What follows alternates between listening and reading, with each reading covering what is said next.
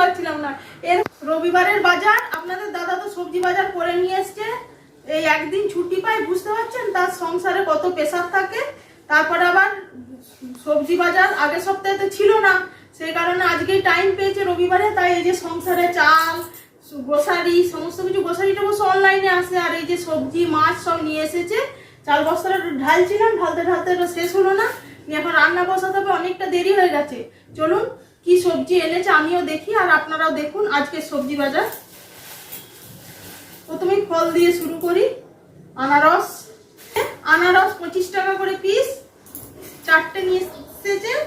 100 টাকা, একটা কাটলাম, কেটে রাখলাম একটু পরে খাওয়া হবে বলে।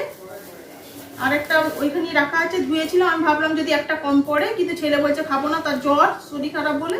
আর এই যে আম আজকে আবার পেয়েছে দেখছি আপনাদের দাদা, গত সপ্তাহে তো বাড়ি ছিল না বলে আমাদের খাওয়া হয়নি, আম শেষ হয়ে গিয়েছিল। আম 120 টাকা কিলো, আর এই যে নাশপাতি 120 টাকা কিলো। এগুলো ফলের ঝুড়িতে রাখতে লাগবে ধুয়ে। এই যে দেখিয়ে দিচ্ছি আপনাদেরকে, আপনারা দামটা জানতে চান সেই কারণেই বলে দেওয়া। এই যে ছোলা কচু একটা দরকার ছিল, আজকে বলেছিলাম আপনাদের দাদাকে আনার জন্য। এই যে এক পিস কত দাম নিয়েছে জানেন? 25 টাকা। ক্যাপসিকাম 200 টাকা কিলো। মোটামুটি সবজির দামটা আপনারা জেনেই গেছেন।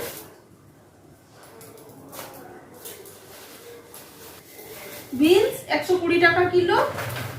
চলুন এবার ঢালি, বুঝাচ্ছি। সব মিলেমিশে গেছে দেখুন। 100 টাকা কিলো টমেটো, জানেন আপনাদের দাদা বলেছে আর টমেটোতে কাজ নেই। এই টমেটোগুলো ভালোও না আজকে দেখছি। 100 টাকা কচু, 100 টাকা বিনস, 120 টাকা।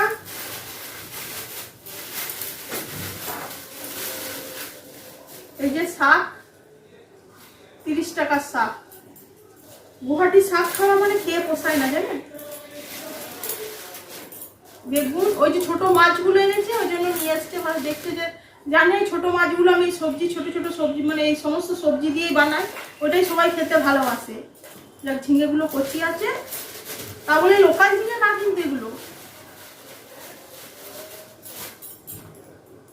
সব 100 টাকা। ঝিঙে 100, বেগুন 100, যা খাবেন তাই 100। কাঁচা কলাটা কত নিয়েছে? আর আজকে তাও কাঁচা কলাটা সস্তায় পেয়েছে আপনাদের দাদা, 5 টাকা কমা 20 টাকায় 4 পিস এনেছে। বাড়িতে বন্ধুরাই লেবু আছে, তাও দেখছি যে দেখুন লেবু কিনে নিয়ে এসছে। বারণ করে দিনই, বলে দিনই, সেও তো নিয়ে এসছে।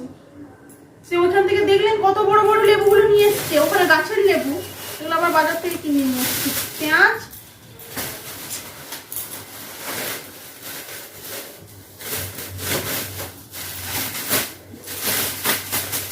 এর মধ্যে আছে ভেন্ডি আর করলা।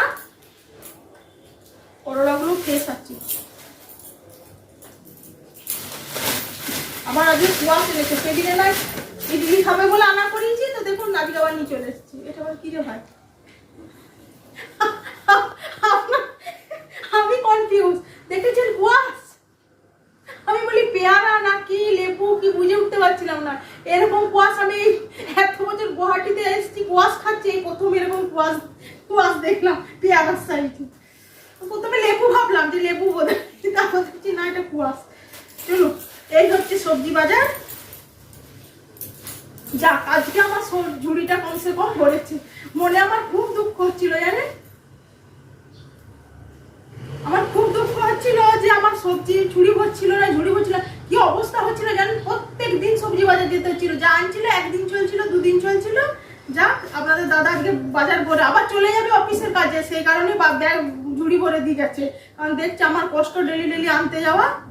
চলুন আমি এবার ধোয়াধুয়ি করে রান্নাটা বসাই, অনেক তো হলো হাসি ঠাট্টা গল্প।